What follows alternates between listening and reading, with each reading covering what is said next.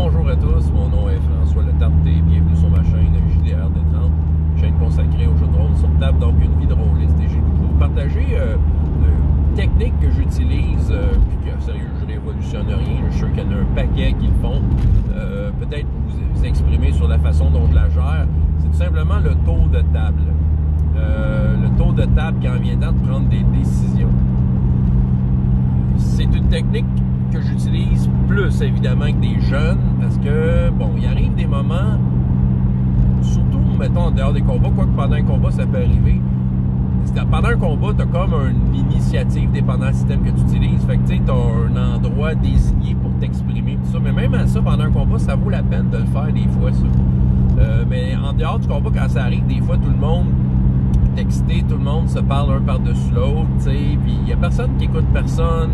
Tout le monde veut manger à POC. Les jeunes ont surtout le complexe de super-héros, pensant qu'ils peuvent régler tout à eux tout seuls, tu sais, jusqu'à temps qu'ils tombent à 0 point de vie. Ça, c'est le bout qui me fait plaisir. Mais bon, disons qu'on veut éviter ça. Hein? Fait que, disons qu'il y a... ben, c'est ça qui arrive. Ils se parlent par-dessus, ils s'écoutent pas. Puis, tu sais, il y a du monde qui essaie de faire des plans, mais ils s'écoutent pas. Puis c'est ça. Puis ça va être désordonné. Et, sérieusement... les plus criards ou les plus turbulents qui sont, ceux qui sont prompts à scraper n'importe quel plan vont vraiment faire chier les autres qui essaient de faire de quoi peut-être un peu plus sensé, qui va être plus efficace et qui va quand même utiliser bien souvent les ressources de tout le monde, plus que l'autre qui veut juste frapper dans le tas. Le tour de table, c'est super simple, c'est qu'à un moment donné, tu fais pause sur le film, OK? Devant une scène, proposée, tout le monde va être partout en même temps, comme je disais. Tu fais pause. Là, tu demandes à tout le monde, attendez un instant, là. Je veux juste savoir ce que tout le monde fait, un après l'autre. S'installe un certain moment, un moment où la table se calme, puis on dirait qu'ils sont aptes à s'écouter. Parce que je l'ai imposé en tant que meneur de jeu. Parce que, tu sais, j'ai mis mon pied à terre en disant, il n'y a rien qui avance tant qu'on ne fait pas ce tour de table-là. Et à ce moment-là, je pars d'un joueur et je laisse tout le monde s'exprimer un à un sur son intention. Quand je fais mes tables parascolaires avec le joueur vedette, ben, c'est le joueur vedette qui est le premier à dire ce qu'il a à faire. Mais sérieux, j'ai pensé, tant qu'à ouvrir le sujet du joueur vedette, dans le fond, en passant le joueur vedette, peut-être je ne pas tout le monde hors contexte, là, mais dans mes parascolaires, étant donné que c'est très court, j'ai instauré le principe du joueur vedette. Que lui, il roule toutes les initiatives, il a le droit à une action de plus pendant la game, pendant un combat, exemple.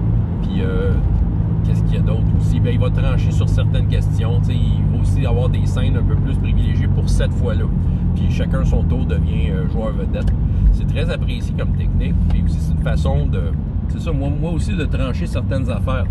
De s'assurer que tout le monde a été un petit favori pendant une séance.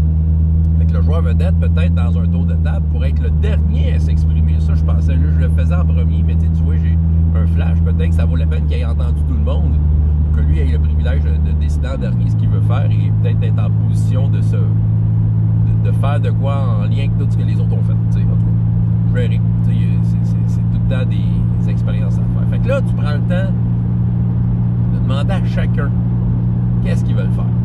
Okay? C'est quoi ton intention à ce moment-ci? C'est là qu'on réalise, bon, qu'il y a des trucs qui se regroupent. Il y a du monde qui avait peut-être la même idée, mais ils ne s'écoutaient pas. Fait que là, tu dis, ben, vous pourriez le faire ensemble, t'sais. Vous pourriez vous appuyer, vous aider là-dessus. Aussi, ça permet aux autres qui s'expriment de dire, il n'y a pas d'idée de rejeter, là, dans le sens que, le gars qui a l'idée complètement evil, anti-équipe, puis tout, au moins, il le dit, au moins, ses intentions sont claires. Et à la fin de tout ça, ben moi, je suggère un ordre. Je suggère dans quel ordre se font les affaires. OK? Souvent, je vais peut-être mettre la parole plus rapide que les coups. Ça, c'est inspiré, ça a l'air que Doctor Who marche de même. Fait que, le jeu de rôle Doctor Who. Fait que, peut-être laisser la chance à ceux qui ont de quoi à dire de le faire. Parce que, mettons qu'ils disent de quoi que ça va mal, ceux qui ont le goût de frapper vont frapper. Mais le contraire n'est pas vrai. C'est ça qui arrive. Mettons que ceux qui ont le goût de frapper frappent avant, ben ça laisse pas la chance à... Ceux qui ont de quoi à dire, ils oublient ça. Là, ils pourront plus rien dire, ils sont zéro crédibles. S'ils essayent de négocier, tu négocies pas avec quelqu'un que tu viens de frapper d'en face, à moins que c'est pour l'intimider. C'est ça. C'est sûr là, que circonstanciellement, ça se peut que ceux qui frappent, je décide qu'ils sont en premier parce que je considère ça, mais au moins, ça permet à tout le monde de se mettre en perspective. Et là, quand tout le monde sait les plans de tout le monde, quand tout le monde a une petite idée d'à peu près dans quel ordre ça va se faire, bien, ceux qui avaient une idée haute, ils ont le temps de changer leur fusil d'épaule. OK? Ils sont au courant, puis là, en s'écoutant comme ça, ils peuvent changer d'idée, puis essayer autre chose. Puis ils vont participer dans la scène. Là, c'est ça. Le but, c'est pas de couper le fun à du monde qui avait une idée. C'est de faire en sorte qu'on s'écoute. Puis, ton fun, tu vas le trouver ailleurs. Là, tout le monde peut participer là, dans tout ça. Là, c'est là qu'aussi on voit ceux qui sont indécis, qui savent pas. Fait qu'eux autres, c'est peut-être à ce moment-là que certains autres joueurs vont leur suggérer « Ouais, mais tu sais, quand tu as telle capacité, tu pourrais faire ça, tu veux-tu faire ça? » Tu sais qu'il y a des suggestions qu'ils font, puis le joueur indécis, ben, il va avoir le libre choix d'agir ou non. Mais, j'ai eu un exemple hier que j'ai fait du Hero Kids, que je vais relater dans une bilan jeu de rôle jeunesse qui s'en vient, mais il y a une scène, entre autres, où il y avait un problème un peu complexe à régler, tu sais. Dans le fond, j'ai déjà raconté cette histoire-là dans un autre bilan jeu de rôle jeunesse parce que c'est un scénario que j'ai repris, OK? Faut qu'il trouve le Minotaure, faut qu'il lui enlève une corne, mais faut pas qu'il le tue. Et ça, c'est très, très difficile pour les joueurs qui ont juste envie de rouler des dés puis rouler des 6 pour péter la gueule à tous les ennemis. T'sais, tout le monde. Fait que là, on était devant la situation où le Minotaure était probablement là, il se doutait qu'il était dans la prochaine pièce. Fait que là, c'est sûr que ça prenait un plan, là. Parce qu'il y en a qui avaient des plans de négociation, il y avait différents plans qui étaient mis en place. Puis parmi ça, t'avais ceux qui voulaient juste péter des gueules puis qui s'en sacraient, t'sais. Fait que là, fallait qu'on fasse cette pause-là, qu'on s'écoute. OK? Et c'est là que moi, et oui, meneur de jeu avec un marteau qui décide à la place des joueurs, hein? Ouais, qui fait pleurer tous les jeux sans MJ. Bon, ben regarde bien ce que j'ai fait. J'ai décidé que ceux qui parlaient le faisaient avant. Il y avait une tentative, la difficulté était énorme. Il y en a d'autres qui voulaient plus y aller avec l'intimidation. J'ai dit, ben gars, vous autres, vous allez être pas loin. T'sais, si la négociation de base ne marche pas, l'intimidation peut fonctionner. Regarde bien ce qui s'est fait, ce qui s'est passé. 2 joueuses ont décidé de dire, expliquer le problème. Pourquoi que ça leur prenait une corde? Il fallait qu'ils sauvent le monde avec ça. Il y avait ça.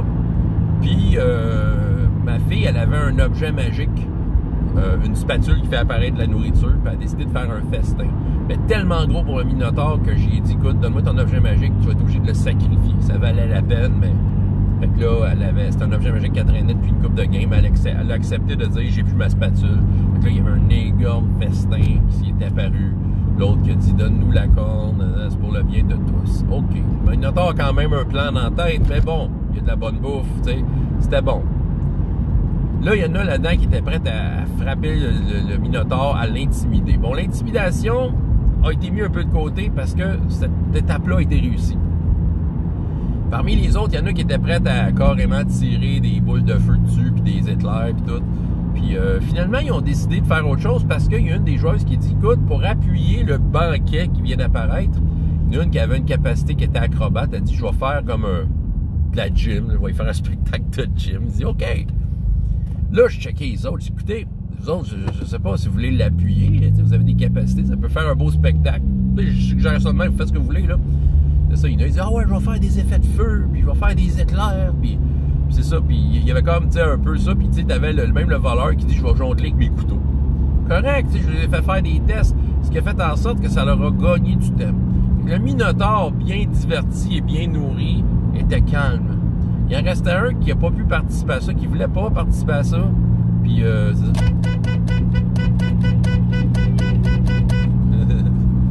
C'est ça. Fait qu'il y avait, excusez, il y avait une grève. Je les ai encouragés, vous avez vu ça live. Je laisse ça sur le film. OK.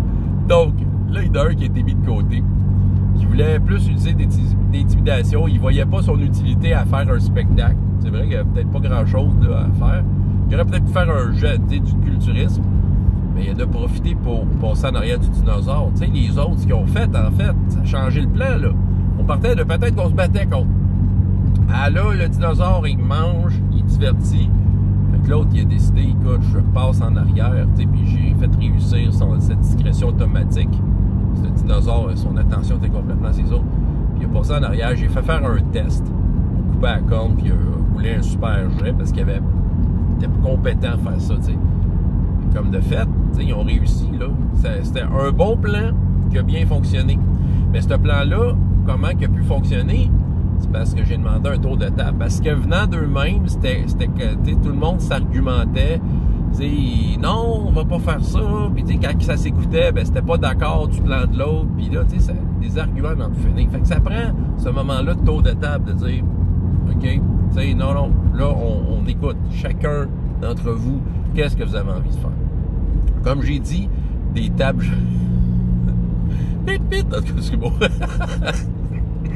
Excusez. Alors, ça là, j'ai dit, c'est... En fait, on voit ça beaucoup avec des... Moi, je vois ça beaucoup avec la jeunesse, les adolescents. Ça me prend à ce moment-là pour comme juste faire le ménage de c'est quoi que tu as dans la tête. Puis, mais je suis sûr qu'avec des tables adultes, tu sais, vos tables régulières, ça peut peut-être continuer. Ah, il y a une autre gang qui fait en grève. C'est-à-dire, je vais les encourager. Ah, les petits drapeaux se font aller, là. Yes! Bon. Fait que, y en a qui vont deviner la date, peut-être, de quand est-ce que j'ai filmé ça. Ah! OK. Fait que, alors, j'ai perdu mon affaire. OK. Ben, en tout cas, bref, un tour de table, je trouve que c'est une bonne technique. C'est comme ça que je la gère. Je trouve que c'est ça. C'est tu sais, dire au nom de la fluidité, je dis que ça vaut la peine de justement arrêter la game. Il y en a qui veulent jamais arrêter la game. Mais non, faut que tu l'arrêtes des fois. Tu sais, t'es pas dans... Comment je pourrais dire? T'es pas là pour vrai, OK? T'es pas là pour vrai, mais tes personnages le sont, entre guillemets. Ils sont là pour vrai. Ils sont présents dans cet univers fantastique-là, OK? Eux autres, dans leur tête, ils voient des choses que tu vois pas. Ils savent des choses que tu sais pas. Ils sont capables de choses que tu peux pas. C'est-à-dire, je connais personne qui lance des boules de feu dans la vraie vie. Bon, c'est sûr qu'une bonne canette de spray net et une allumette, ça peut peut-être simuler. Mais ça fait pas 5d6 de dommages minimum. Non. C'est ça. Puis évidemment, bon, OK, mais tu sais, vous comprenez ce que je veux dire? Moi, je pense qu'au nom de la fluidité, il faut faire pause. Il faut essayer de se mettre dans... Toi, le joueur, c'est quoi que tu as en tête? Puis ça permet de voir ton personnage, OK, qu'est-ce qu'il est capable de faire à travers ça. Des fois, c'est là qu'on se met à penser, OK, oui, mais notre personnage, il a cette capacité-là, il va se positionner de cette façon-là. En tout cas, bref, fait qu'au nom de la fluidité, oui, des fois, il faut faire pause. Il faut faire pause puis faire le tour de table. C'est juste être sûr. Puis, sérieux, ça met une cohésion dans le groupe, cette histoire-là. Alors, faites-vous des tours de table? Ou faites juste tourner la table, si elle peut tourner. OK, fait que ça va être ça pour aujourd'hui. François Letarte de JDR de 30. Et jusqu'à la prochaine fois, il y a autant de plaisir dans la vie que dans les jeux. Au revoir.